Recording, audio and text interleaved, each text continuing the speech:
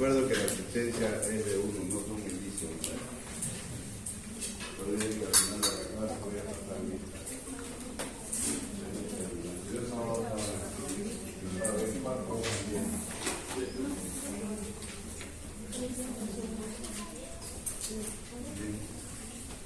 Vamos a hablar de lo que se ha visto esta semana. Quirófano. ¿Qué será un quirófano? ¿Qué es un quirófano? ¿Qué es un quirófano?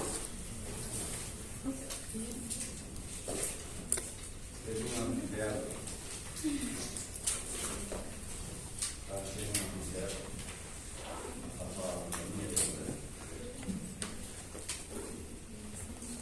¿Qué significaba un anfiteatro para los romanos? Han estudiado en el colegio historia, ¿no? O ya se han olvidado. Tienen memoria a corto plazo. Pues. ¿Qué es un quirófano? En coro cantan ustedes. ¿Qué es un quirófano? Es una unidad hospitalaria donde se realizan procedimientos quirúrgicos. Es una unidad hospitalaria que está construido en base a reglas, en base a ítems, para que se cumpla un tratamiento quirúrgico con el menor riesgo posible de contaminación. Por eso es que nosotros en la práctica, en nuestro trucho quirófano, les estamos enseñando cómo van a instalar un quirófano, cómo se van a vestir antes de entrar a un quirófano, cuántas áreas tienen y de qué consta cada área.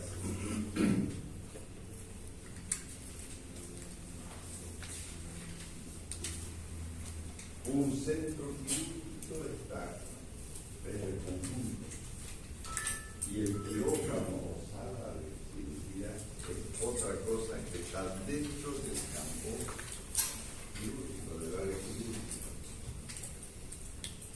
Estos quirófanos tienen sus características especiales. Desde la localización, no pueden tener un quirófano a la entrada de la consulta externa, por ejemplo. No pueden tener un quirófano cerca a la entrada de emergencia.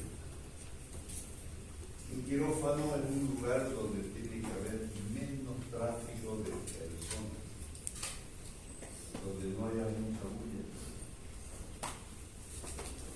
Porque donde hay un tráfico mayor de personas, hay mayor liberación de partículas. Por eso es que cuando uno entra a un quirófano, no tiene que estar paseando de una esquina a la otra, porque levanta partículas que se van a posar sobre una herida que está abierta.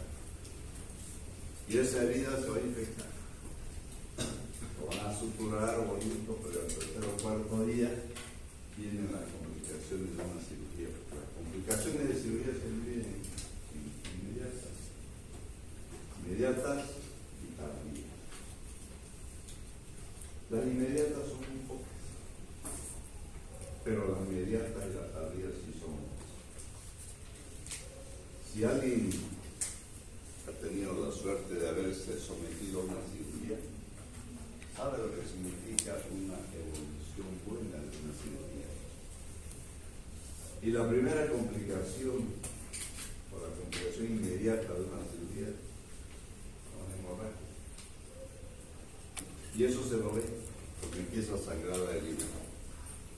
Las inmediatas son las infecciosas, los famosos abscesos de pared abdominal, porque eso sí estamos hablando de abdomen. Y eso lo sabemos, cómo hacer el diagnóstico. Lo hemos visto cuando hemos hablado de historia de la cirugía, anterior clase, de este señor Aulus Cornelius Celsus, ¿no es? La tetrada de Celsus. Calor, rubor, tumoración y dolor. Hay patologías, casi todas las patologías inician con dolor. ¿Por qué va el paciente a una emergencia? Por dolor. ¿Por qué va un paciente a una emergencia? Porque tiene fiebre. Entonces ustedes, como están llevando semiología, van a aprender a hacer diagnóstico y están llevando fisiopato y van a buscar en ese paciente por qué tiene dolor. Entonces, por eso es que los quirófanos están alejados de lugares donde existe mucho tráfico de personas. Por eso es que están diseñados adecuadamente. No cualquier arquitecto puede hacer los quirófanos. Puede ser un excelente arquitecto, consultor, pero tiene que tener nociones de ingeniería sanitaria para conseguir un quirófano. Por eso es que las clínicas pequeñas fracasan. Por eso es que las clínicas pequeñas tienen complicaciones, porque no están construidas adecuadamente. Yo recuerdo una vez una clínica que me llamó un colega para que le ayude a una cirugía que pensó que era un quiste de ovario y se mató un plastrón apendicular. Era una casa que habilitaron una sala para hacer los quirófanos. El lavamanos era la lavandería.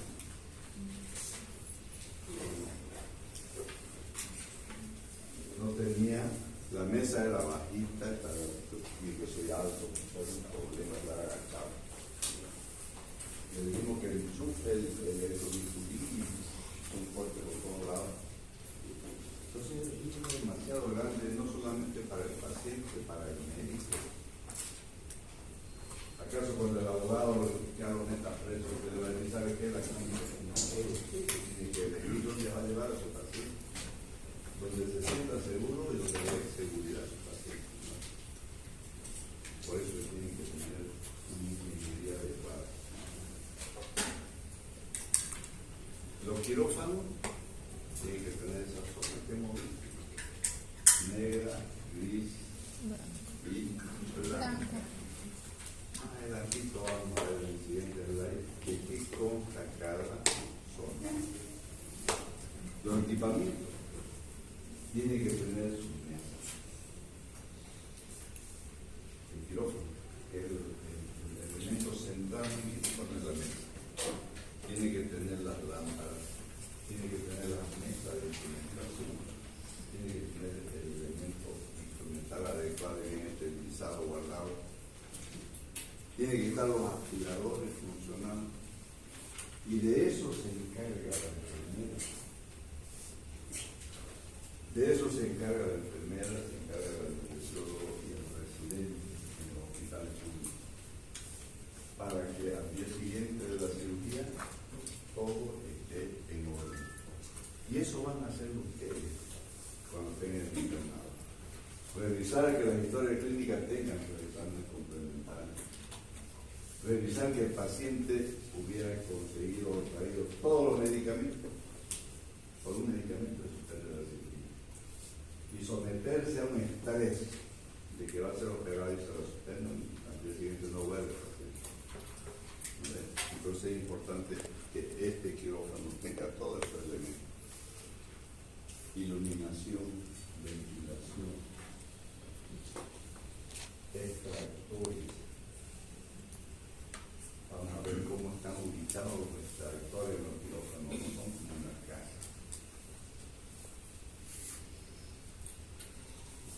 Y tienen que ser las paredes especiales. Los quirófanos no tienen que tener esas esquinas que tienen los cuartos, porque en esas esquinas entra así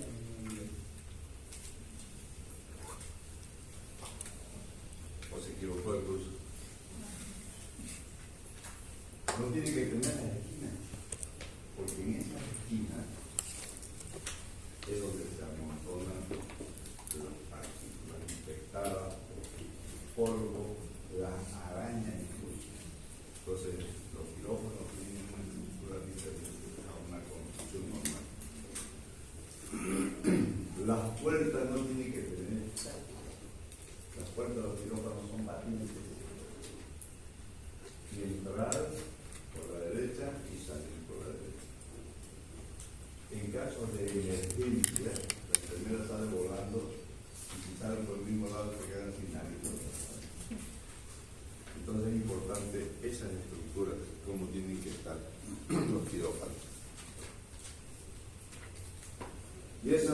también facilita el transporte de los pacientes para que puedan entrar sin ningún problema en la calle.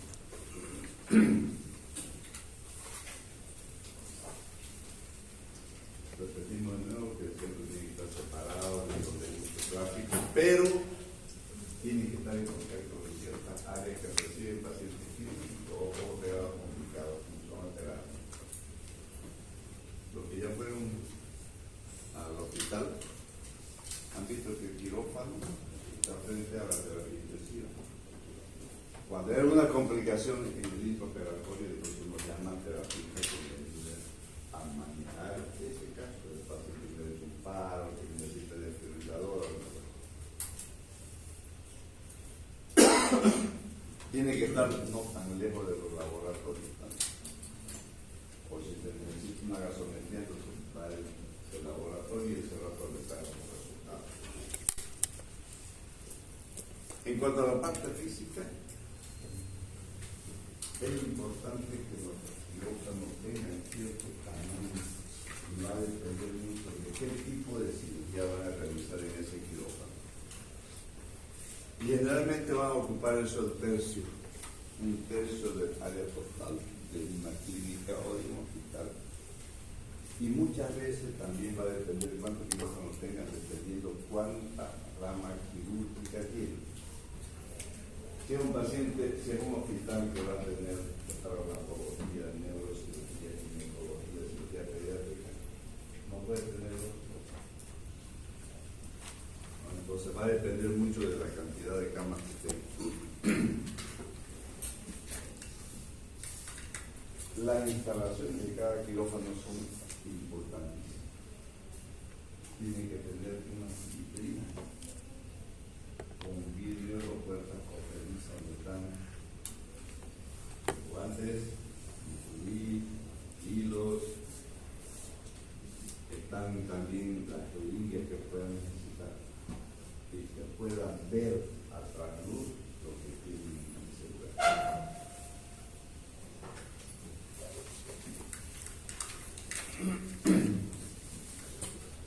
La sala quirúrgica o quirófano propiamente dicho donde se realiza la cirugía, el personal que entra a ese quirófano es limitado. Donde está el equipo quirúrgico, que es el cirujano, uno o dos ayudantes, la instrumentadora, la circulante, el anestesiólogo. Pero como son hospitales de escuela, siempre está el residente y el interno. ¿Se imaginan un quirófano pequeño con la cantidad de gente? O gente que en ese pequeño espacio se esté moviendo mucho. Con seguridad que la infección es segura también. Por eso que cuando uno entra al quirófano, la primera que le dice a la instrumentadora, no vaya a tocar eso, no se mueva, no vaya a tocar. Son los chismosos de los hospitales, de los quirófanos. Tenemos que tener en cuenta que los centros quirúrgicos no solamente son quirófanos. Hay salas de estar médico, hay salas de depósito de material, hay salas de material adicional. Porque a veces uno necesita una lámpara adicional a la lámpara del techo y tiene que ir a sacar un depósito de material. Están los mandiles de plomo, cuando uno va a realizar una cirugía que va a necesitar rayos X. Y los que más utilizan esto son los traumatólogos, porque tienen que utilizar un equipo de rayos que se llama arco en seco para poder ver si la fractura de la columna lineal, si los pernos, las placas están bien colocadas. Y cuando uno opera una cirugía de vesícula, por ejemplo, donde el paciente está histérico, no histérico, histérico. ¿Qué será?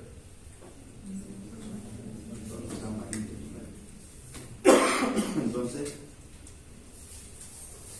cuando un paciente está así amarillito, nosotros decimos está con un síndrome histérico obstructivo. Significa que la vía biliar está ocupada por algo. Y generalmente es un cálculo. Pueden ser ascaris.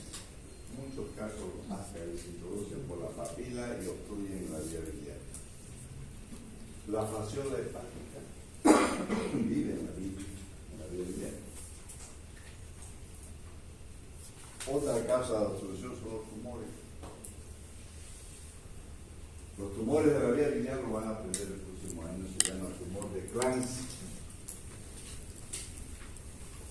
Cuando escuchen decir es un tumor de Clancy, no piensen en que es un tumor en la cabeza, piensen en un tumor de la vía biliar.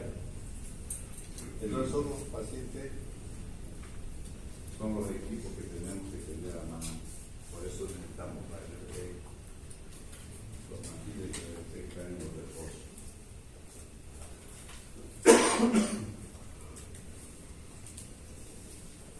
Dentro del quirófano o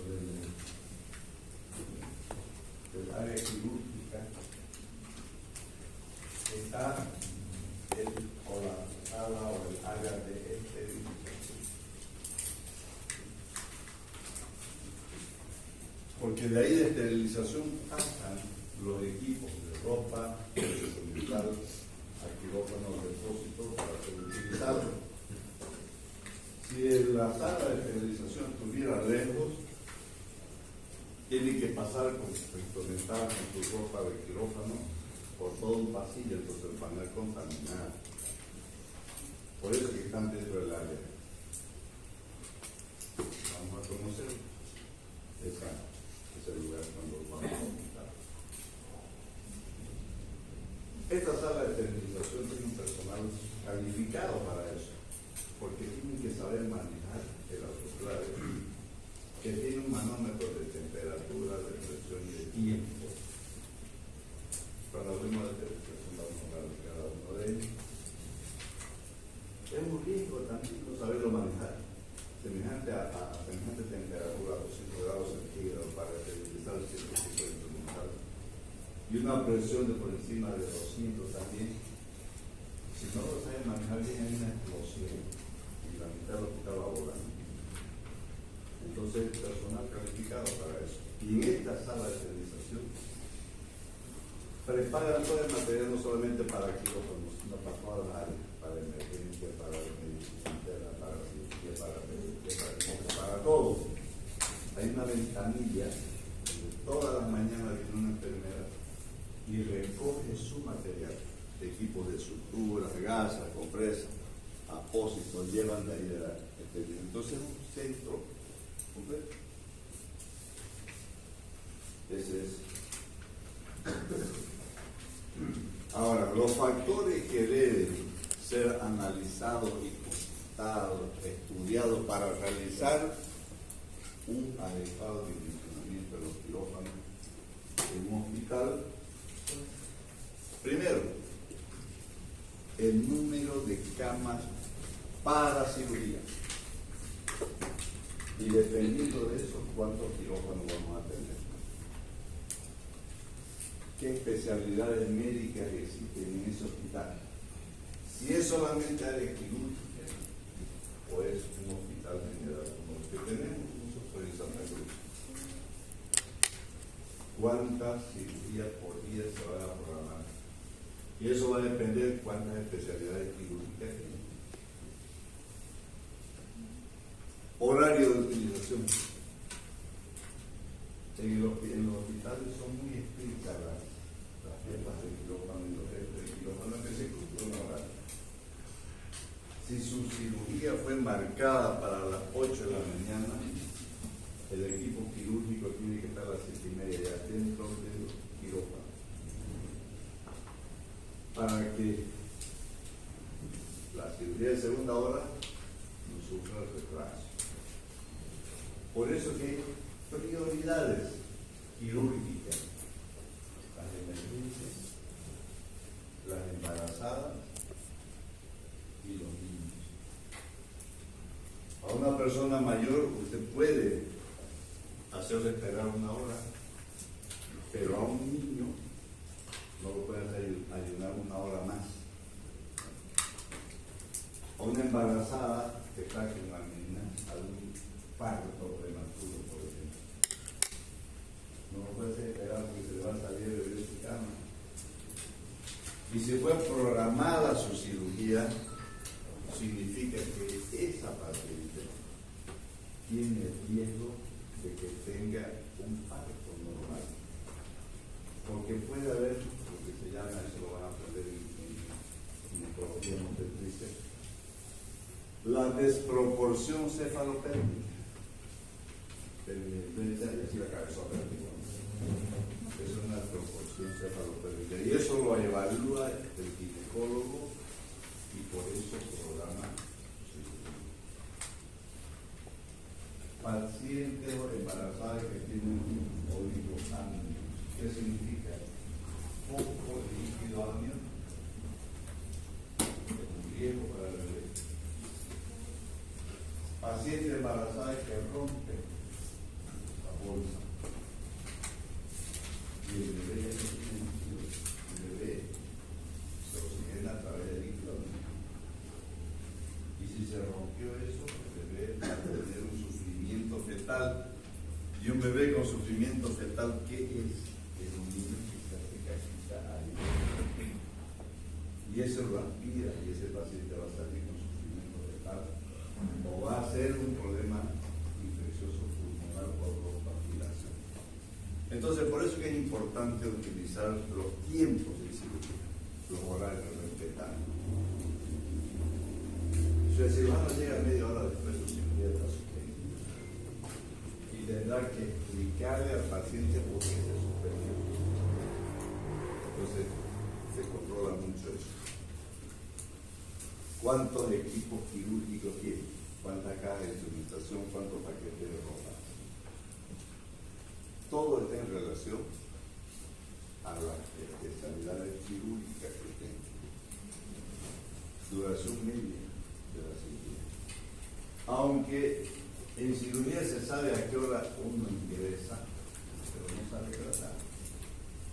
El tiempo quirúrgico no es real. Se dice que no es mejor cirujano aquel que opera más rápido, sino aquel que opera mejor. Entonces, si opera demasiado rápido y tiene complicaciones, no lo haga. Tome su tiempo real. Cantidad de material disponible, igual que el número de equipos quirúrgicos. Desempeño del personal. Las enfermeras, las circulantes, las implementadoras del hospital hacen capacitación cada 6 meses. Porque como es un personal que a veces rota o cambia o lo sacan y viene otro, en política es así, lamentablemente. No hay la famosa inamovilidad funcional, lo van cambiando como quieren. Y además, tenemos que tener en cuenta que los hospitales son escuelas. Y en los hospitales de escuela, el tiempo quirúrgico no tarda más, porque tiene que enseñarle al residente a operar. Hay que enseñar al interno cómo debe armar una mesa, que lo van a aprender ahora en práctica ustedes.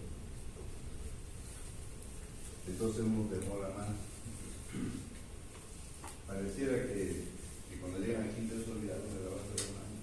Y allá la enfermera, no la enfermera, doctor se contaminó, que se da de nuevo. Entonces se demora el tiempo. En los hospitales de escuela. Hay que ver cómo mueve el hospital de su paciente. Los hospitales de tercer nivel son hospitales de pacientes críticos, de pacientes graves. Que no pueden solucionar su patología en hospitales de primero o segundo nivel, no lo derivan al hospital de tercer nivel japonés, el oncológico, la maternidad de San Juan de Dios. Entonces, en los hospitales de segundo nivel donde se opera cirugía más simple, el índice de ocupación no tiene que pasar de 48 horas. No se atiende el trauma. Los pacientes con trauma le quedan hasta menos 2 meses. Entonces eso también hay que tener en cuenta para la reconstrucción o hacer el cálculo de cirugía o de paciente que van a tener, viendo el tiempo mínimo o medio de permanencia. Los pacientes traumatizados tienen un índice de mortalidad muy alto. Entonces el tiempo de ocupación o de internación va a ser mayor. Por eso a lo último dice la exigencia del cumplimiento. Entonces el director, el jefe de quirófano, tiene que exigir a su personal de que cumplan con sus tiempos, con su horario en la parte quirúrgica. Miren cómo se distribuye, cómo se construye un hospital, cómo hacemos, cómo sabemos cuántos números de quirófanos o cuántos quirófanos vamos a tener. El número de salas de cirugía corresponde al 5% del total de camas. Otra forma es que hay 5 quirófanos por cada 100 camas en hospitales de rama quirúrgica. Entonces, construir una clínica que va a tener 200 camas y va a tener 4 quirófanos es lo más absurdo. Entonces, la cirugía va a ir postergándose cada vez más. El tamaño de los quirófanos va a depender de qué tipo de cirugía van a hacer. Normalmente, el estándar es que los quirófanos tengan 35 metros cuadrados. Pero, si van a hacer quirófanos, se van a hacer cirugía cardíaca, o se van a hacer trasplantes renales, tiene que tener entre 45 y 50 metros cuadrados. Porque para ese tipo de cirugía necesita más espacio. Para una cirugía cardíaca tiene que tener las bombas de circulación extracorpórea que se llama. Y eso te ocupa un campo grande. En cirugía de trasplante hay 2 instrumentadoras, y cada instrumentadora tiene 2 meses de instrumentación. Entonces necesitamos más espacio. Hay quirófanos que se utilizan como en un hospital escuela, donde se proyectan las cirugías a un auditorio. No puede entrar tanta gente a ver una cirugía. Entonces, en congresos, por ejemplo, hacen la cirugía en los quirófanos y proyectan al auditorio. Entonces, para eso necesitamos más espacio. Pero lo mínimo tendría que tener 35 metros cuadrados un quirófano. Les dije al comienzo que los quirófanos tienen que estar cerca de las unidades de terapia intensiva, de laboratorio, de la raya X. En otros países hay quirófanos donde el radiólogo, el laboratorista, el transfusionista, el terapeuta de sangre tienen su propia oficina dentro del ambiente quirúrgico.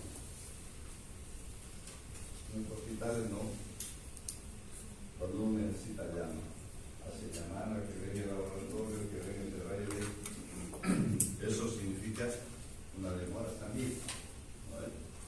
Pero tienen que estar cerca de los quirófanos. ¿Cuáles son las áreas o zonas? Diferentes denominaciones le han dado a las zonas quirúrgicas, pero todos sabemos que tienen un color. Y ese color nos identifica para saber en qué zona estamos y cómo debemos vestir en esa zona. La zona de protección o zona negra,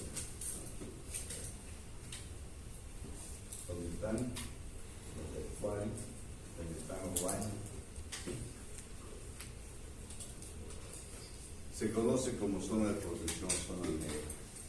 Todos llegan a ese lugar, se sacan la ropa de calle y entran al quirófano. Por eso es que a los hospitales no se puede entrar con polera debajo, porque están viniendo de un lugar y tienen que sacarse todo en el vestuario. Y en ese vestuario, se denomina quirófano, hay 2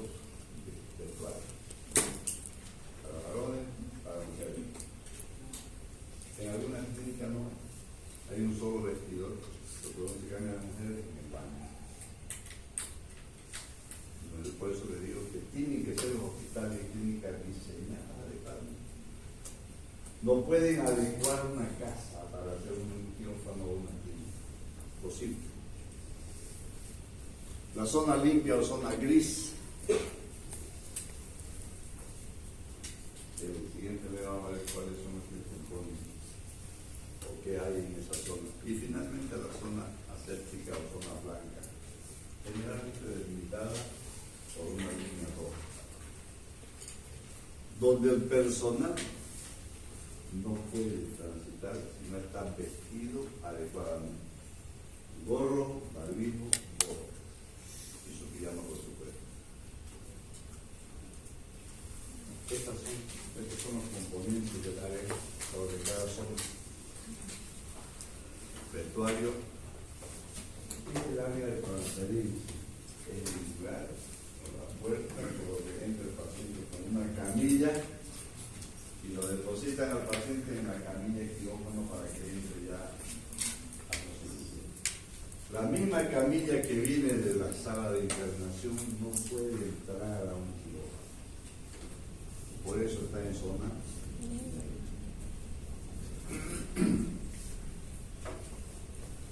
Los desechos, que son los desechos, la compresa sucia, la que no se ocupó, tampoco puede pasearse por el pasillo.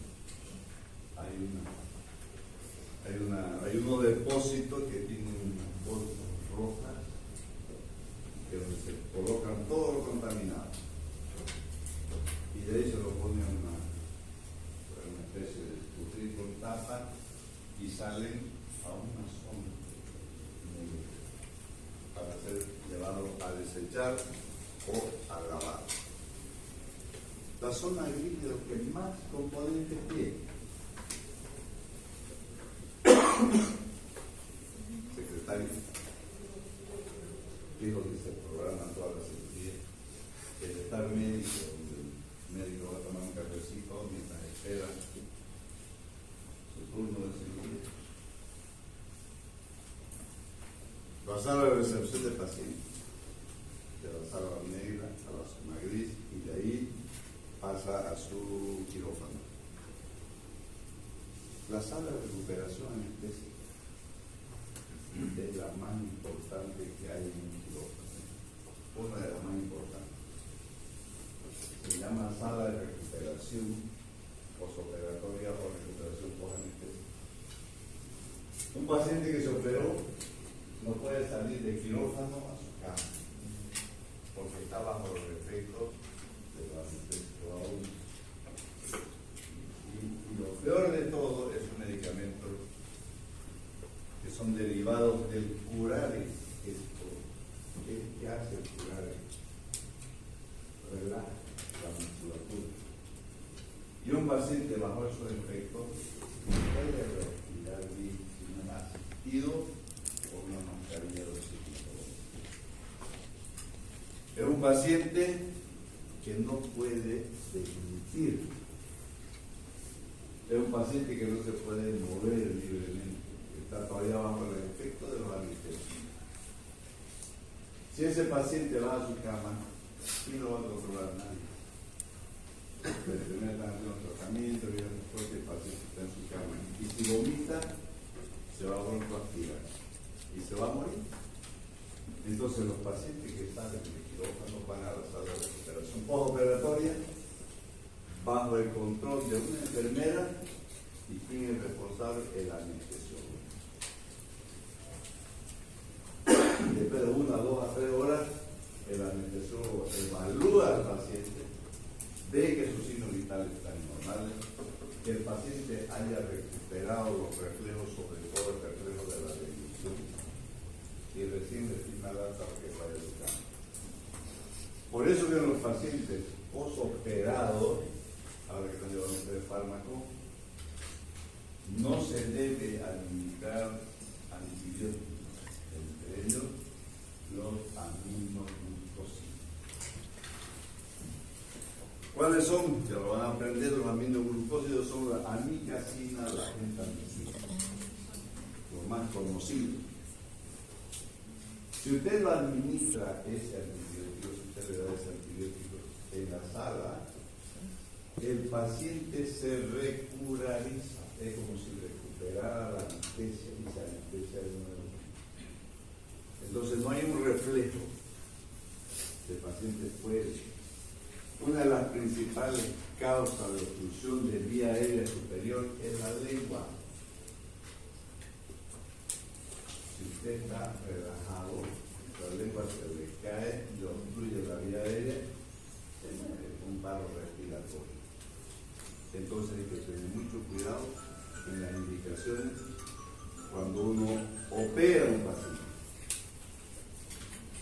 Usted indica gentamicina 80 miligramos cada 8 horas, donde dice paréntesis, posterior a la recuperación. Para que la enfermera no le coma. Sala de preparación del material donde uno termina la cirugía y hay una salita con su lavador y ahí va a ir los lados en la sala de preparación.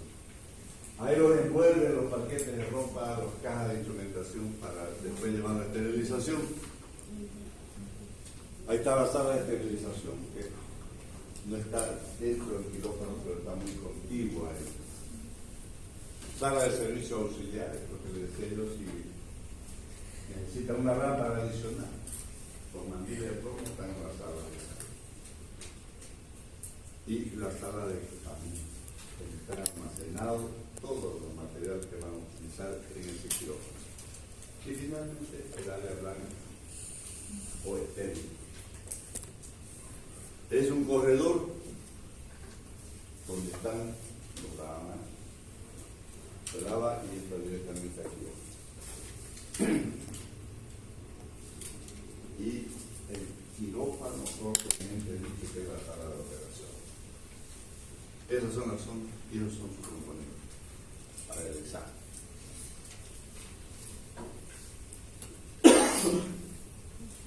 Repitiendo. ¿Dónde está la sala negra, la entrada? Pero ahí se pone la bota, porque todavía hay un espacio que recorrer, que es zona negra, hasta llegar a la trampa de bota. Ese es el límite de la sala o del área gris, o de la área negra, para empezar la zona gris. Hasta ahí usted puede ir su pijamita y ahí se ponen las botas y ya se pone su gorro, su vacío, si quiere ponerse. Pero ya en el área blanca tiene que estar con todo. No puede estar ya sin barbijo.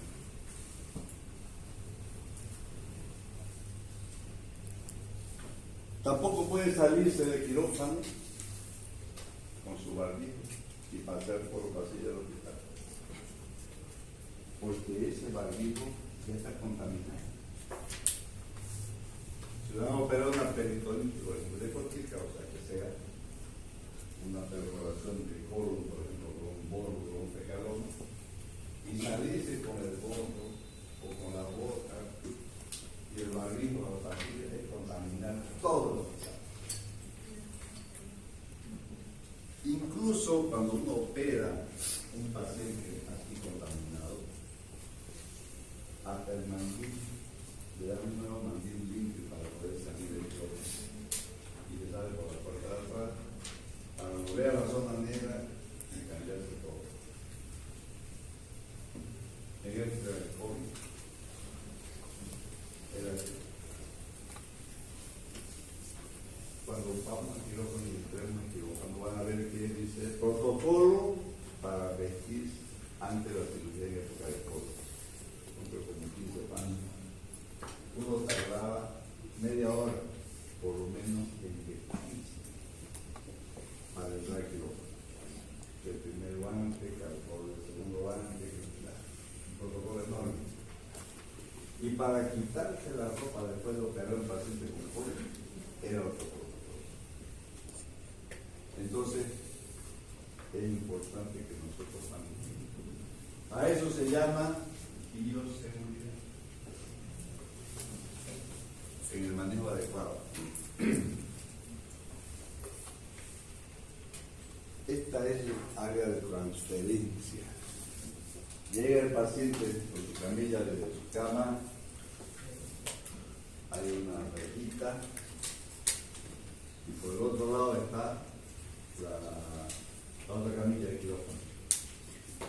Pero puede haber casos que pueden meter su cama o su camilla, incluso la cama, en este caso los pacientes que son politraumatizados, usted no lo puede estar trasladando de una camilla a otra. Puede estar, o pacientes obesos, usted no lo puede hacer, con técnicos. Entonces, esos pacientes, ¿qué hacen?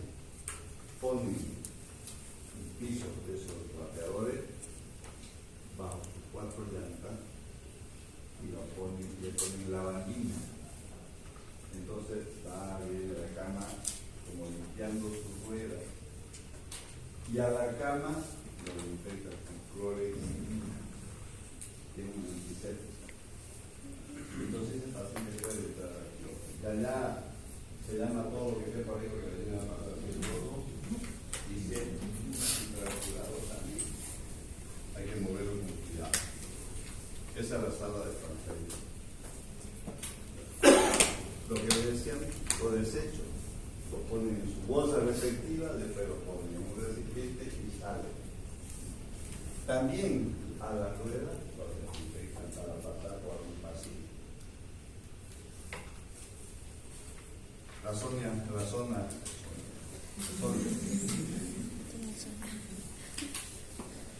zona limpia o gris. Zona limpia. Esta zona es recepción de la vida. Ya hemos visto que la sala de transferencia. De ahí para adelante ya entramos a la zona limpia. De la rampa de otra para adelante entramos a la zona limpia. Y ahí empieza el primer portero a mirar el momento que si se puso bien la bota, si no se puso bien la bota. Son más controladores que la renta. Entonces, esa zona se queda la camilla, salvo de excepción, entra a la sala de operación. En esa zona también está la oficina quirúrgica, donde está la secretaria, donde el programa está la jefa de quirófano, que es la víctima, Rosalía es la víctima.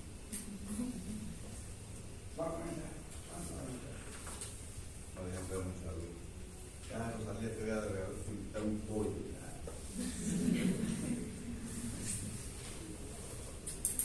Hace unos años, como ustedes están en esta época, quedaban como 5 alumnos, pero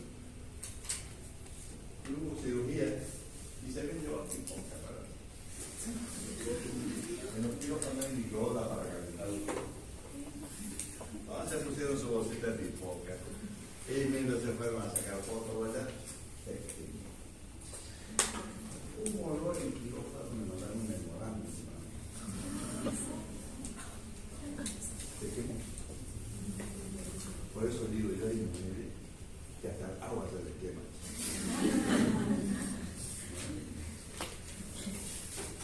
Así que saben cocinar, no saben, ¿no? ¿Qué cocinar? Vos pongas pollo chulo.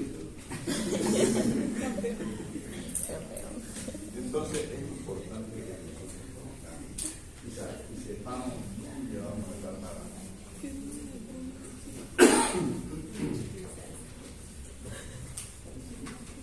La antesala de instrumental. ¿Qué es la antesala de instrumental? Es cuando terminó la cirugía, van a un ambiente donde lavan el instrumental.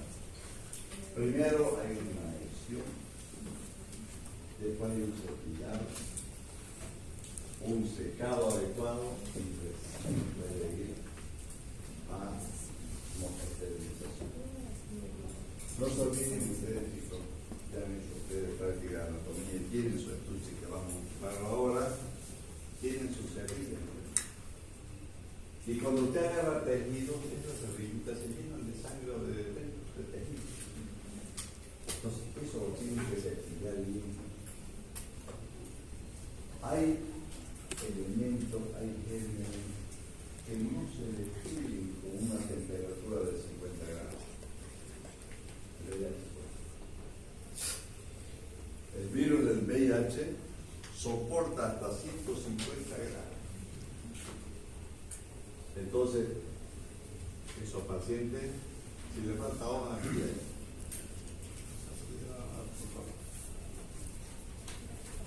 Todos esos pacientes que son operados por un VIH tienen que estar en un quirófano, aparte de su ropa, tienen que estar aparte del instrumental, tienen que tener trabajar. Los pacientes operados de peritonitis también, pero no los coloquen a tanta temperatura, con 50 o 70 grados es suficiente. No como el VIH.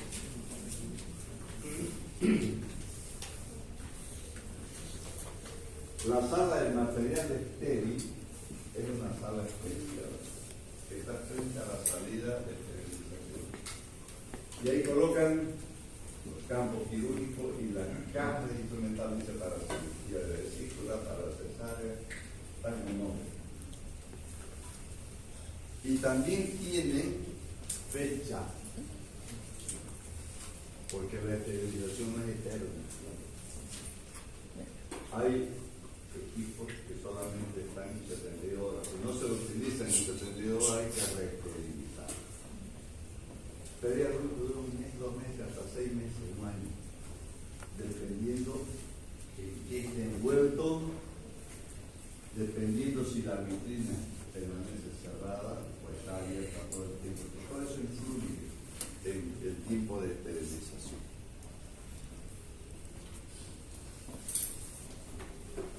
La sala de los equipos adicionales, los calentadores de suero, las estufas,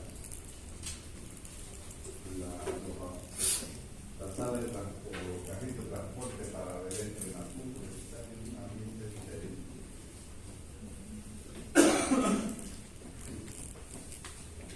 Donde están los equipos que se necesitan de emergencia y no corre a buscar.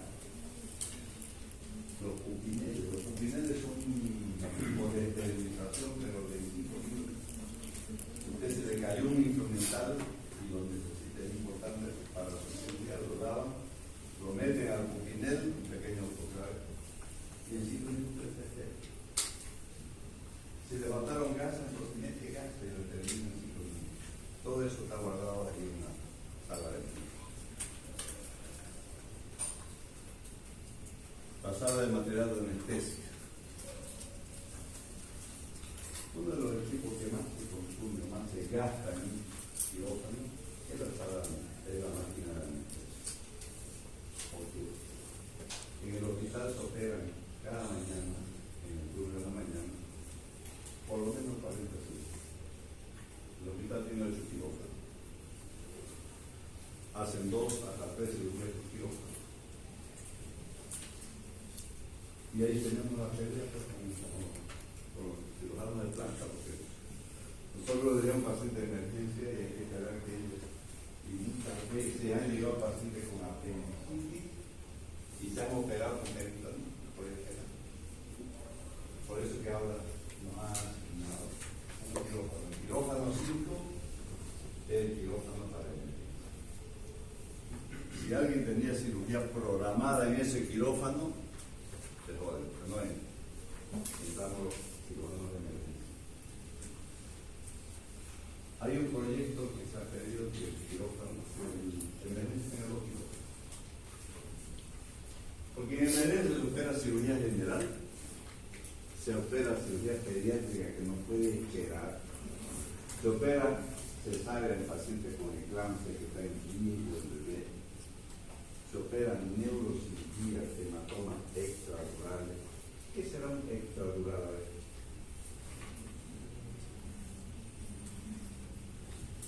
Extradural. ¿A qué se refería cuando uno habla de dural? La dura madre. Ustedes llevan para anatomía del año pasado. En esa creo que la aprobaron, ¿no?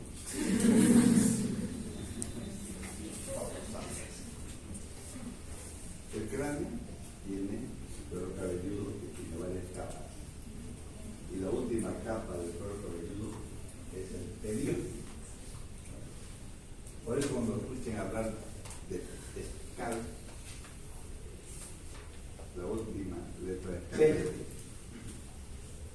significa pedido. Cuando escuchen decir escal, significa que el tipo se hizo una herida y que fue el cuero cabelludo para atrás y quedó la charrona, cabalera.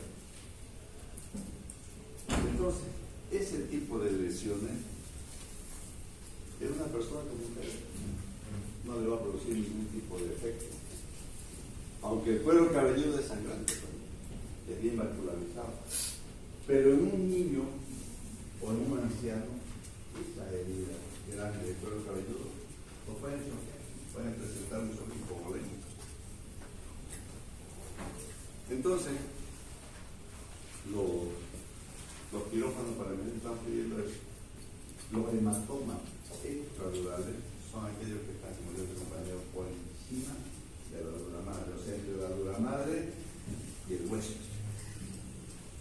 En cambio, los subdurales están por debajo de la dura madre.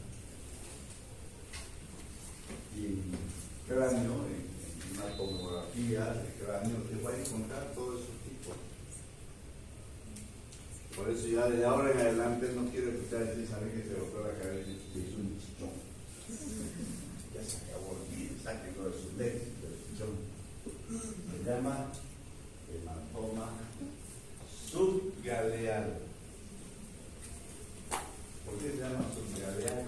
Porque está por debajo de la galea apoyada. No es lo mismo que van a escuchar decir, ese niño nació con un caput, que nace con un chichón así grande, pero no es un hematoma subgaleal. Eso no está por debajo de la aponeurose, no está por debajo del periodo, está por encima. Entonces, terminológicamente vamos a ir aprendiendo cosas nuevas. Entonces, nosotros necesitamos un quirófano para eso.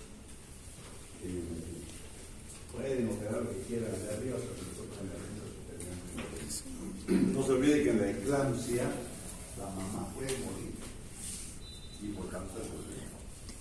Por eso cuando uno atiende a una paciente traumatizada, embarazada, está atendiendo dos pacientes, a la mamá y al bebé. Y si usted atiende bien a la mamá, con seguridad que está atendiéndolo bien al bebé. Ya cuando llegue el momento, cuando nos encontremos, si Dios quiere, quinto, vamos a hablar de eso. Yo creo que aquí llegará a los años. Ya no llegarán a los 170, pues no. Llegarán 100, 120. Entonces la sala de material anestésicos, solamente los anestesiólogos tienen su material, mangueras de aspiración, máquinas de anestesio, todos los gases que utilizan para la anestesia están en esta sala. La sala de subesterilización es la sala donde se prepara el material. Lo lavó, lo pasaron a otra sala, y hay otro personal que tiene que correr y a colocar el material ordenadamente. No podemos poner una gasa que esté en contacto con la caja metálica de instrumentación que va a quemar. Entonces, por eso que es importante que el personal que trabaja en esto sea capacitado para eso. Ojalá tuviera una sala de casa como esta. No, sueño.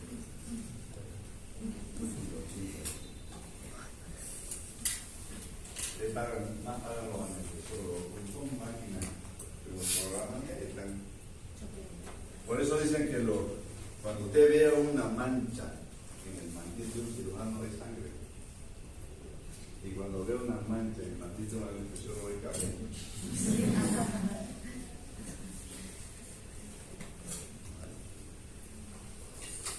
los servicios auxiliares.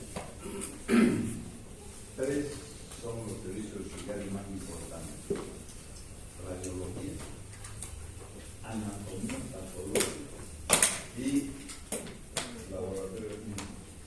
Ustedes dirán, ¿por ¿Qué anatomía patológica? Cuando uno programa una cirugía de tumor,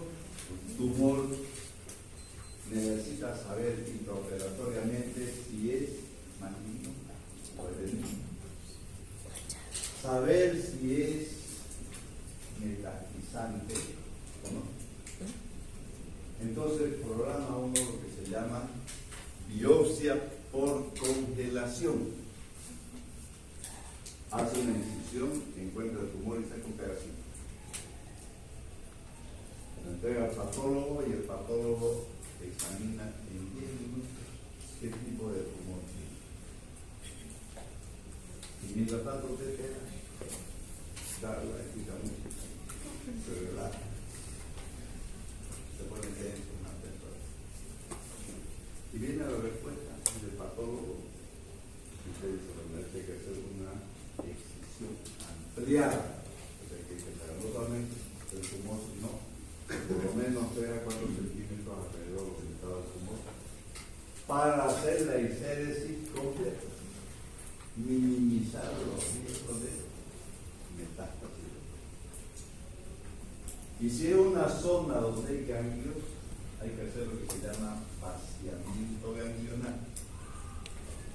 Chicos, no se olviden ustedes que los ganglios son la escalera para que suban los tumores.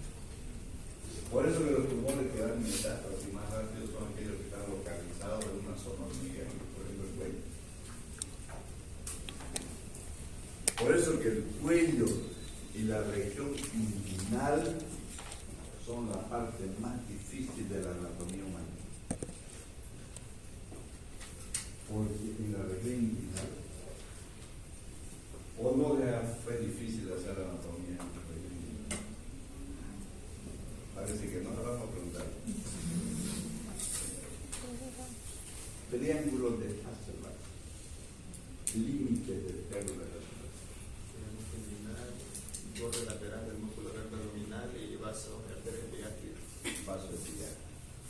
Borde externo El músculo recto anterior del abdomen.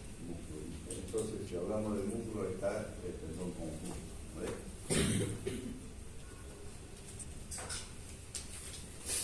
¿Dónde está ubicada la fascia transversal? Tú lo sabes. ¿Qué dice mi niña? Usted no nació naturalmente, usted nació para amor. Muy enamorada. ¿Dónde está la fascia transversal? Está dentro del triángulo de Hasselbalch. Es la parte más débil del conducto inguinal. Es por donde emergen las hernias inguinales directas. Si ustedes recuerdan en anatomía, en el conducto inguinal hay 3 fosas: la fosa superior, la media y la inferior. Y por donde emergen las hernias es por la fosa media, que es el famoso triángulo de Hasselbalch. Entonces, es difícil la anatomía de la región inguinal. Hay muchas estructuras. ¿Sabes? Y la región del cuello peor todavía. El cuello es el andamio que sostiene nuestro organismo. ¿Qué hay en el cuello?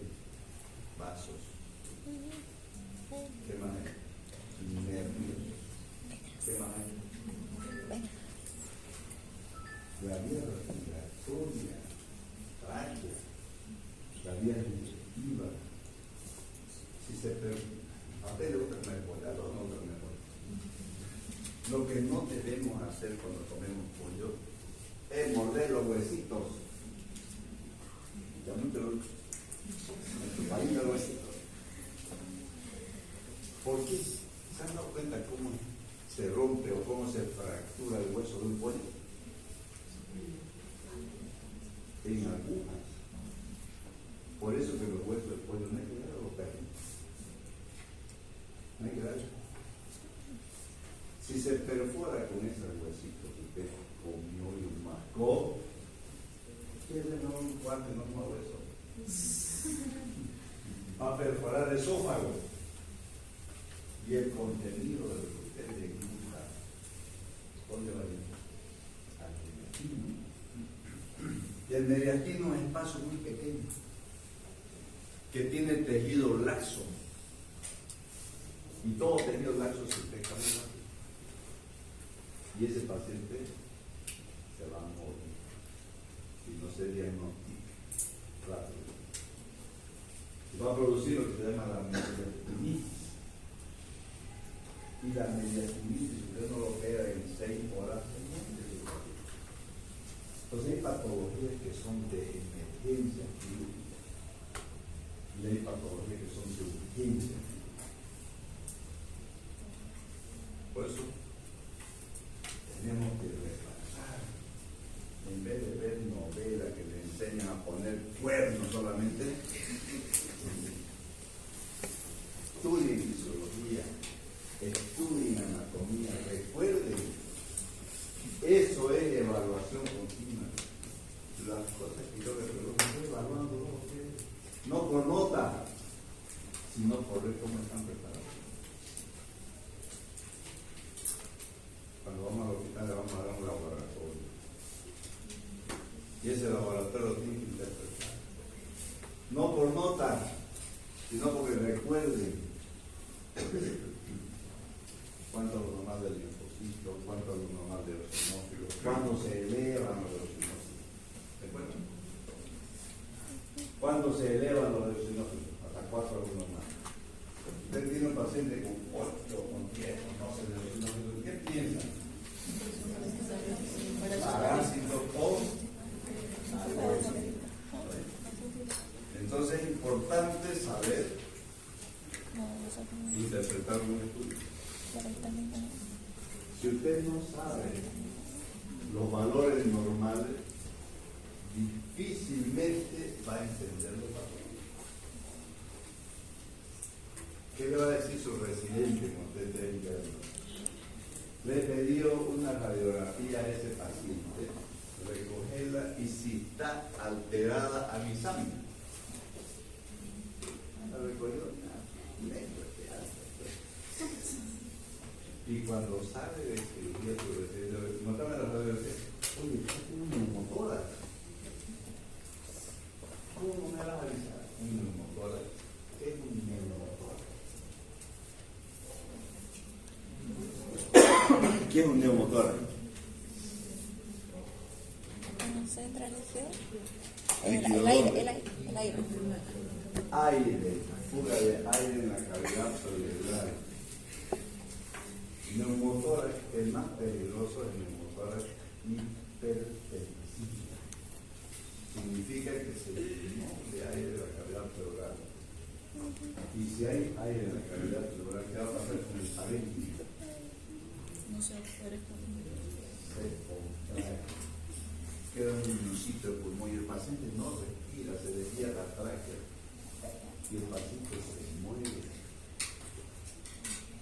Por eso es que cuando uno está en provincia y ve a un paciente con abombamiento de uno de los lados del tórax, ve la tráquea desviada hacia el otro lado o toca y encuentra enfisema, o sea, si tuviera aire,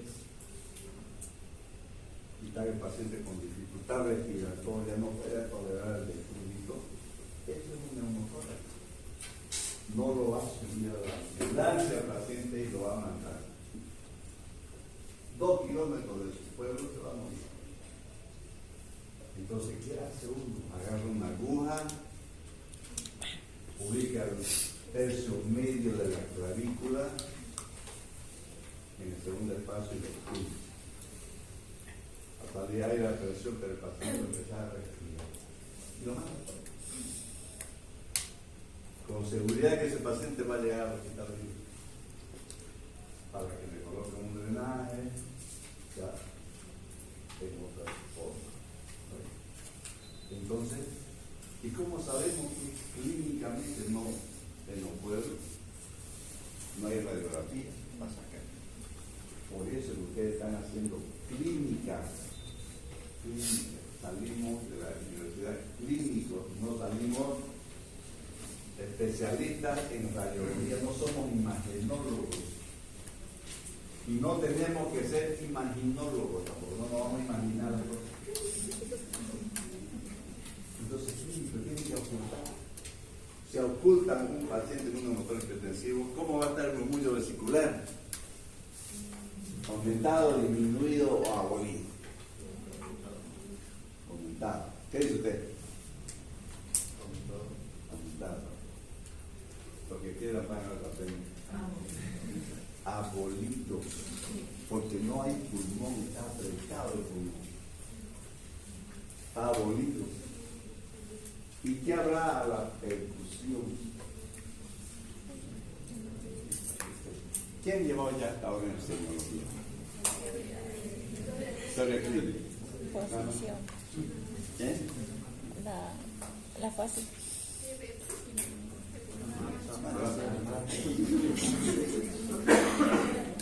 A la ocultación, abolición, y a la percusión va a haber hipersonoridad.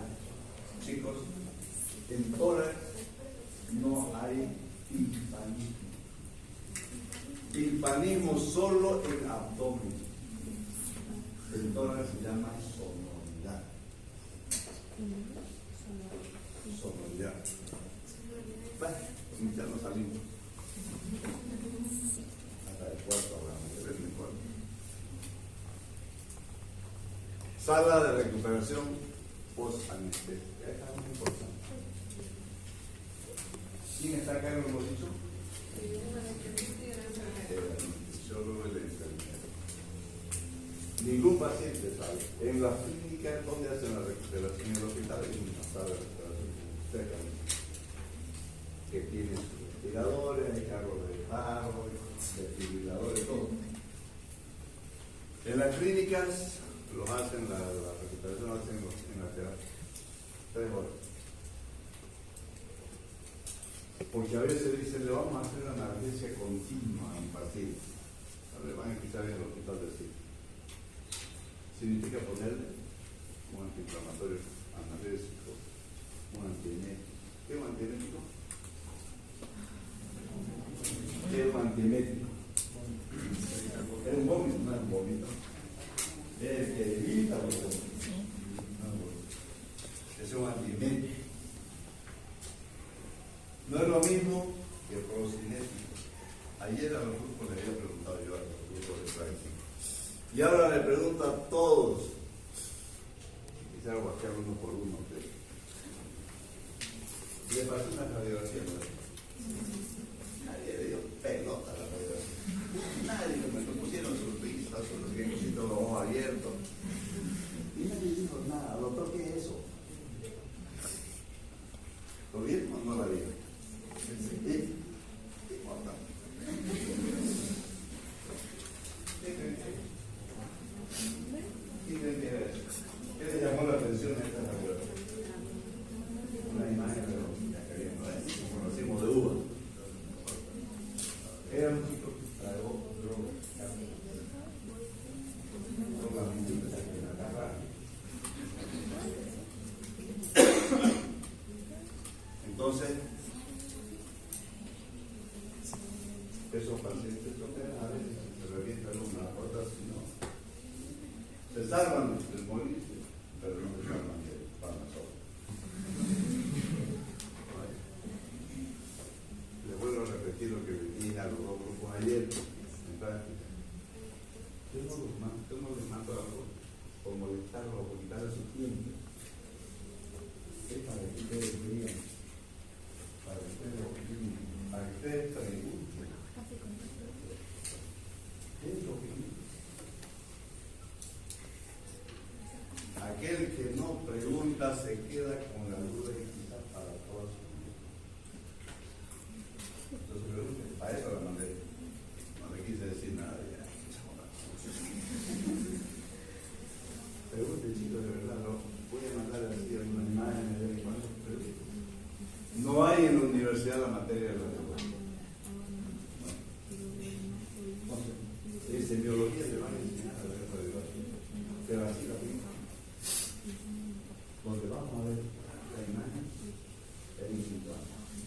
En la materia de citoma van a aprender a leer una tomografía, a leer adecuadamente una radiografía. Entonces vamos a saber qué es lo que ve en estos pacientes. Vamos a saber si ese paciente necesita que le pongamos una sonda nasogástrica ahí en la sala de recuperación con anestesia. Los pacientes con trauma, nosotros, por ejemplo, nos damos cuenta cuando el paciente se insulta. Es algo que le molesta. Y un paciente traumatizado, dos cosas le molestan: la hipoxia y la vejiga llena. A ver, aguántense a orinar. Están cruzando la pierna para todos lados. Y el paciente que tiene vejiga llena, traumatizado, es demasiado irritado. Y hay cirugías que duran 8 o 10 horas, pues sale con vejiga llena. Entonces hay que ponerle sonda para que el paciente quede más relajado. Eso ve el anestesiólogo en la sala de recuperación postoperatoria.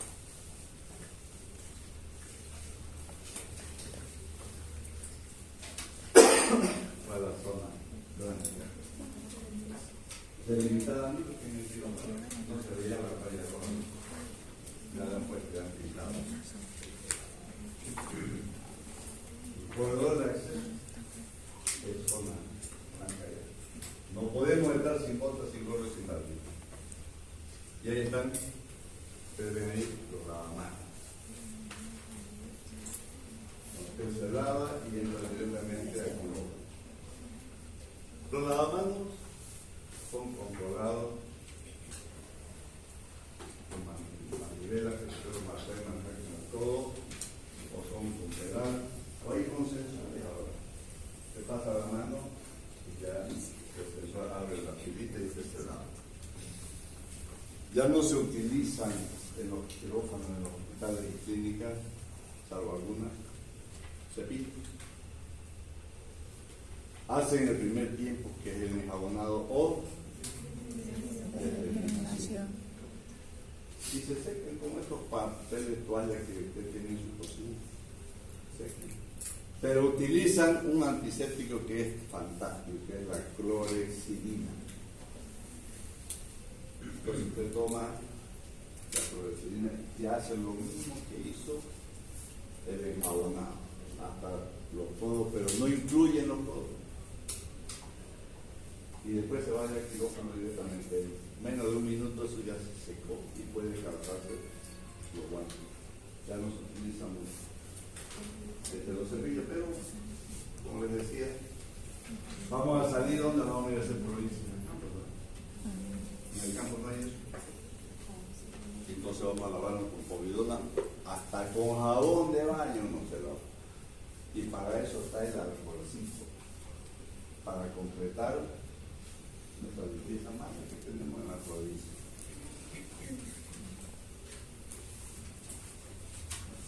La sala de operaciones propiamente. ¿Qué tiene? La mesa quirúrgica. ¿Qué tiene? La máquina de anestesia. Las lámparas auxiliares, la mesa de comunicación.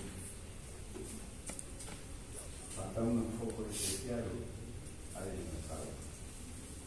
En el quirófano propiamente dicho.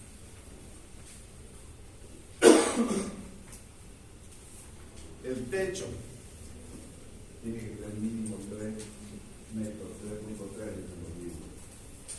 ¿Por qué? Porque las lámparas que cuelgan del techo tienen brazos. Y si fuera bajito el techo, vamos a dar cabezazo por una. Y vamos a salir sin cuerpo. Que va a ser bueno. Entonces, otra cosa que quirófano que les decía, no tiene que tener esquinas. Tiene que ser un material lavable. No puede lavarlo. Tiene los extractores. No lo tiene arriba. En abajo.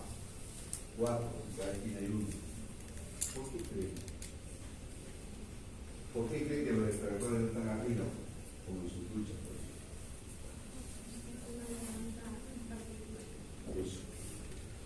Porque si usted pone los extractores arriba, todas las partículas van a salir por ahí. ¿Y por dónde van a pasar? Por encima del pasillo. En cambio, si están abajo, absorben. Y la presión que hay dentro del quirófano es mayor que la que hay en los pasillos. Para eso también, para que cuando abran la puerta, en vez de entrar, salgan por el mayor gradiente de presión que hay dentro de los quirófanos.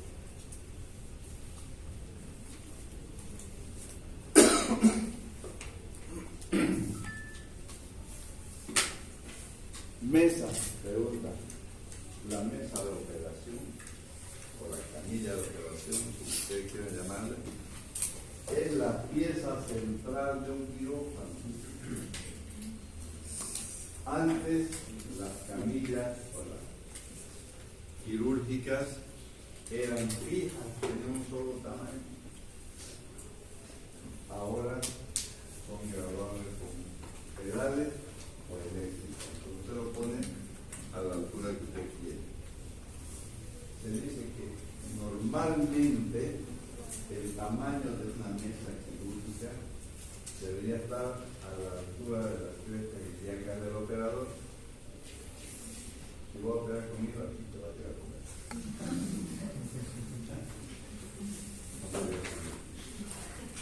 Entonces, pero uno está tan cómodo porque el cirujano no tiene que estar recto, inclinado como cuando se seca.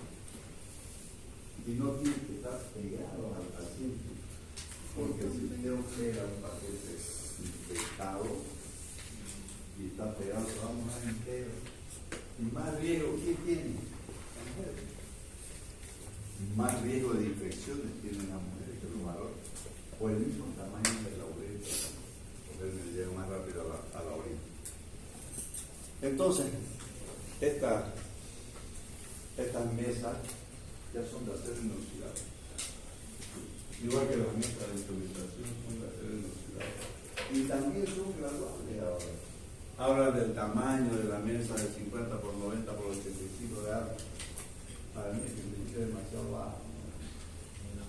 Entonces, por eso todo es ahora graduable por pedales o por manivela. Si hablamos de la máquina de anestesia, ¿qué es diferente el nombre? ¿Qué le llaman? Equipo de anestesia, mesa de anestesia, carro de anestesia, todo eso. Y esa máquina, mesa, lo que quieran de anestesia, tiene todo.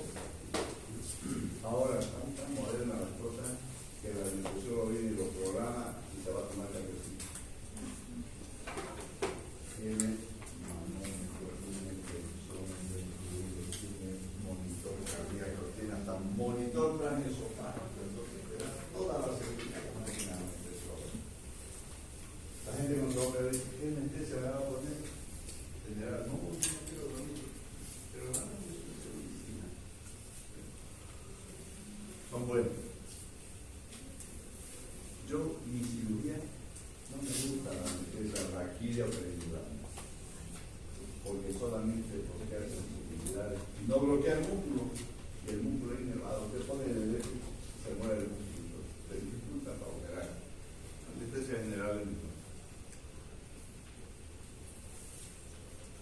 Y usted, ahora con la máquina nueva, cualquier problemita que detecta la máquina empieza a resonar su alarma.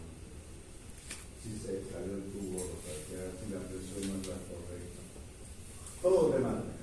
Entonces, más fácil es una anestesia general, es más segura. La iluminación. Siempre los quirófanos tienen en el techo lámparas oficiales, pero la iluminación es importantísimo en el acto quirúrgico, que se enfoque en el lugar donde va a ser la cirugía. Por eso que tienen reguladores que disminuyen el campo o lo amplían. Generalmente uno necesita bien enfocado en el área donde va a hacer su incisión o donde va a realizar la cirugía. Esta luz tiene que ser bien potente, bien clara, para minimizar los riesgos de emisión de borroso. Y están cortando la hepática en vez de cortar el hígado. ¿Qué pasaría si cortamos la hepática? ¿Qué pasaría con ese hígado si cortamos la hepática?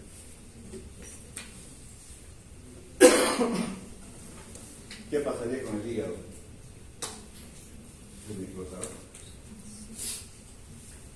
¿Qué dicen, chicos? ¿Qué han pasado de noche a la mañana? ¿Qué pasa? ¿Eh? O sea, puede necrosarse el hígado. No sirve ni para hacer revuelto. No se necrosa.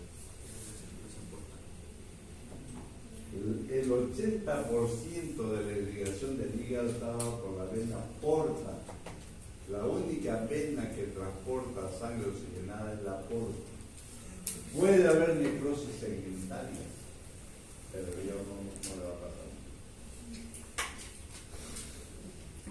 Entonces necesitamos buena iluminación. Y para que nosotros digamos que buena iluminación tiene que cumplir ciertos aspectos. Tiene que haber iluminación adecuada del campo operatorio. Eliminación de sombras, así tiene que ser como la luminaria de los estadios, ¿no? Que no haya más sombra. Disminuir los reflejos. No se olviden, chicos, que los instrumentales metálicos, las gasas y completos son blancas. Entonces dan mayor irradiación, más reflejo. Entonces tenemos que disminuir con la iluminación estos reflejos. Eliminación del exceso de calor. Por eso que cada lámpara tiene un filtro especial que hace que no se caliente demasiado y el cirujano o el equipo quirúrgico salga mojadito de sudor. Y tiene que haber iluminación en la sala. Solamente lo que hace apagar la sala de fuera cuando está haciendo cirugía laparoscópica, que no necesita ver iluminación, porque tiene su cámara y la pantalla del televisor está bien iluminada, ahí no necesitamos. O cuando vamos a hacer un estudio intraoperatorio de la vía biliar, porque no quede cálculo, se apaga la luz para poder ver bien la pantalla. Diferentes modelos de lámpara. Hay una sola que tiene una campana grande, que es un conjunto de espejos que confluyen en el centro y reúnen todas las condiciones. Hay lámparas que tienen 2 fuentes, otras que tienen 3, pero lo ideal es una sola o máximo 2. Tener 3 ya no encuentra el lugar para poner las lámparas. Y cuando a usted le falta iluminación, ocupa esa lámpara adicional que tiene su propia batería como recargable. Entonces con eso aumenta la iluminación. O puede utilizar lámparas diferentes, 3 o 4. Pero como les digo, a veces torna más bien. Pero hay otros que no necesitan ninguna de esas lámparas, utilizan otros, que son los famosos frontolux, que utilizan los otorrinos o cirujanos vasculares para poder hacer su cirugía.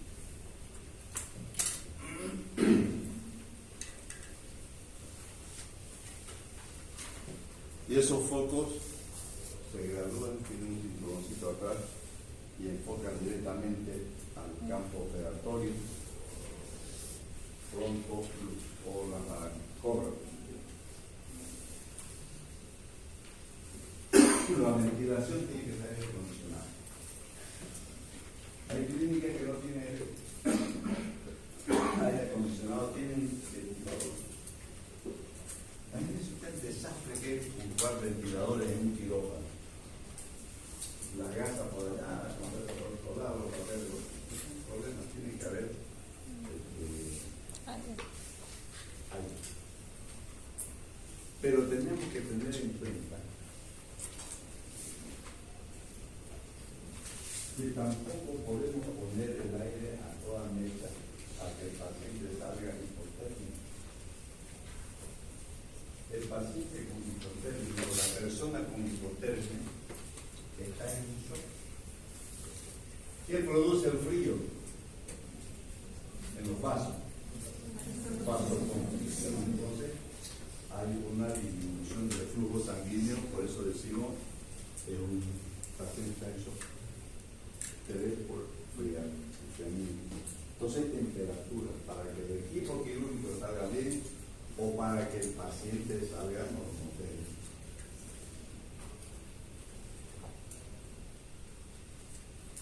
Es más importante que el paciente esté bien a que el equipo quirúrgico se sienta cómodo.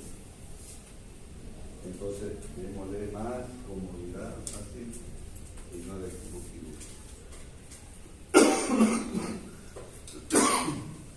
En cuanto a la ventilación, miren la cantidad de partículas o de microorganismos que se mueven si nosotros tenemos un ventilador o tenemos gente que se está disparando por todos lados. El riesgo de infección es demasiado alto. 30.000 a 60.000 microorganismos visibles pueden depositarse en el campo por hora que nos van a infectar. Y si tenemos el respiratorio arriba, atrás,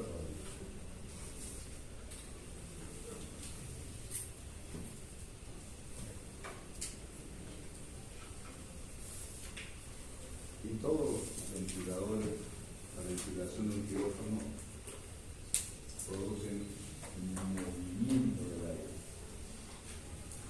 Y ese movimiento, imagínense, temperatura no solamente en el campo operatorio, sino hasta en las paredes.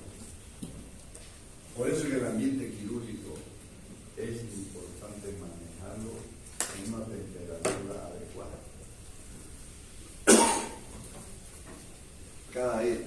El aire debe ser renovado de 15 a 30 veces con una velocidad de 0,3 a 0,5 metros por segundo.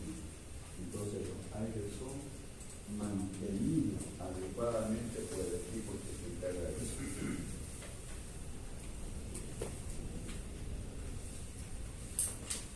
Y vamos a hablar de la temperatura. Miren, entre 19 y 21 es la temperatura para que el equipo quirúrgico salga bien. Pero no es esa temperatura para que el paciente salga normal. De 22 a 24 grados centígrados es el ideal para el paciente. Y encima vamos a estar en el paciente.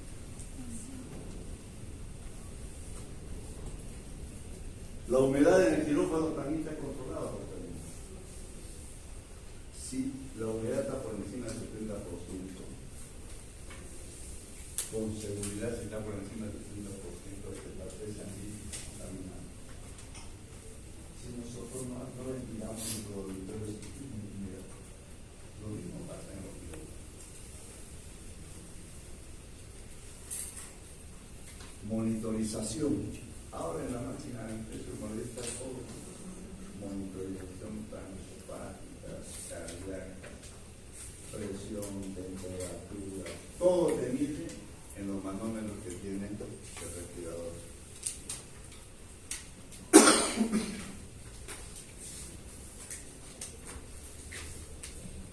Esto es importante.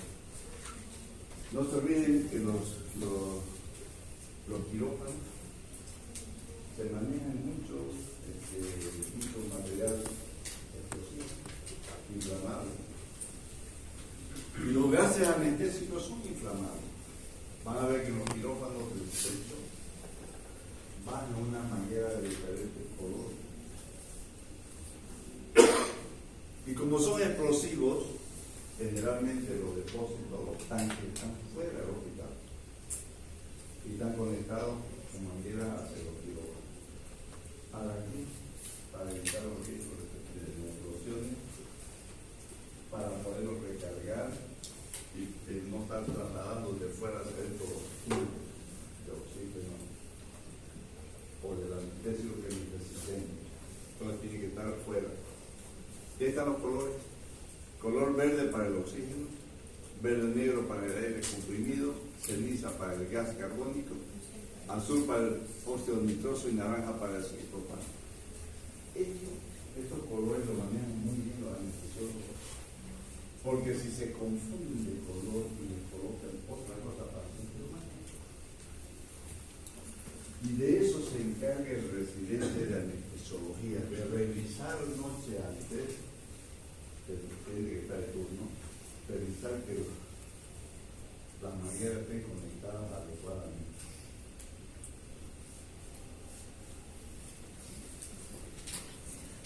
Todo el mundo le tenemos miedo a la electricidad. Miren, fíjense ustedes, cuando la electricidad le llega a un paciente, pero que no tenga electricidad, generalmente no le produce nada en esa cantidad de voltaje. 24 voltios, pero sí contiene peso. Pero si la electricidad choca directamente al corazón, porque esa voltaje de 10 y 10 puede producir arritmia y tal. Entonces los voltajes tienen que ser medidos adecuadamente. Por eso que existen los sensores para controlar eso.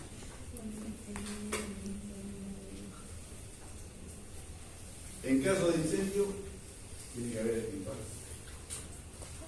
En los hospitales hay hidrantes dentro de los quirófanos. Si hay un incendio, rompen el vidrio, sacan la manguera para apagar el incendio. Necesitan ahora los famosos quirófanos inteligentes. Los quirófanos inteligentes, si hay un reciente del sensor que hay alguna lesión, algún daño, cae la luz de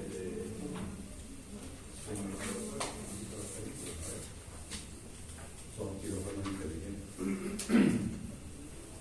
Sistema de comunicación, todo es por micrófono, por teléfono.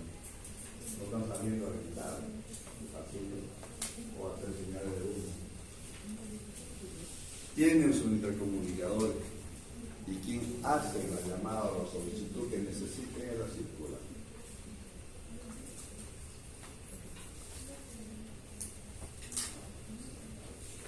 Lo que les decía, por eso que los tubos tienen que estar puestos para evitar un incendio de explosión. Todos los hospitales y clínicas tienen que tener su propio generador de energía. Se corta la fuera inmediatamente, se prende el generador del hospital. Los hospitales trabajan un poco con electricidad, en laboratorio, en terapia intensiva, pacientes intubados, en boca. Entonces tienen que tener obligatoriamente sus propios equipos generadores. En cuanto a los mantenimientos, hay un departamento de mantenimiento. A ver, decimos mantenimiento, no decimos reparación. Eso significa que estos equipos tienen que estar revisados permanentemente y no esperar que se paren para ir a repararlo. Para que un equipo esté bien, hay que mantener una movilidad. Cada cierto kilometraje lo llevan al taller para hacer su mantenimiento. Porque si no, uno no se da cuenta que hay falla y sigue manejando y después ya se fundió el motor. Igual el servicio de mantenimiento. Porque les dice el quirófano inteligente, con el advenimiento de la tecnología de la cibernética y ahora con la mentirosa inteligencia artificial. Porque hasta ahora yo no he visto que la inteligencia artificial le ha acertado un pronóstico deportivo. Si no, como que los millonarios hubieran sacado el pronóstico deportivo de prueba que juegan la plata. Entonces no creo. La única inteligencia en la que yo creo es la del ser. Pone mono. Entonces, ¿quién hizo la máquina? Entonces, ¿quién es más inteligente? La máquina. Bueno, no, la mujer no. Vos, por ejemplo, me amenazaste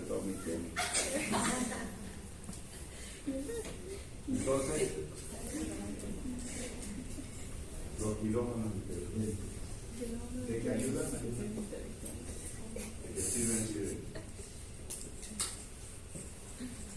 Todo está computarizado. Como la terapia ahora. La terapia moderna no necesitan un monitor en cada paciente. Hay una pantalla gigante así, que todos los pacientes están conectados a esa pantalla. Y el terapista de aquí observa cualquier falla que hay. Igual los quirófanos. Está pasando eso. Pero yo no confío.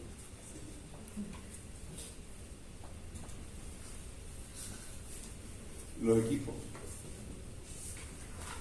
Todos los equipos que hay en el quirófano son importantes. Y todos tenemos que cuidarlos. ¿Hay de uso especial o hay de uso general? La unidad de anestesia tiene que estar en el quirófano. La mesa de operación eléctrica tiene que ser mantenida. Los equipos de anestesia tienen que ser mantenidos. Tiene que haber capacitación permanente.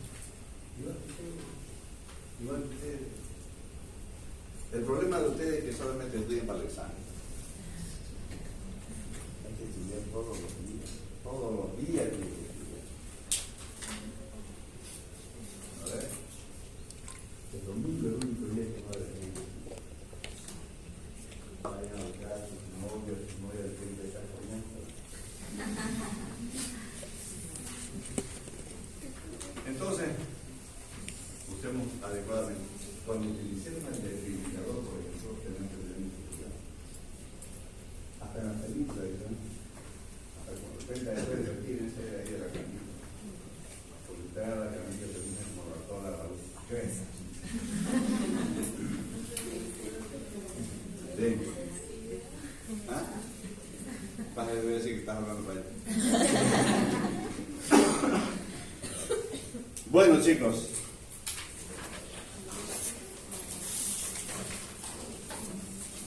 De aquí no soltamos las prácticas y vamos a hacerlo así. Para no perder práctica vamos a hacerlo en volumen, pero dividido en dos grupos.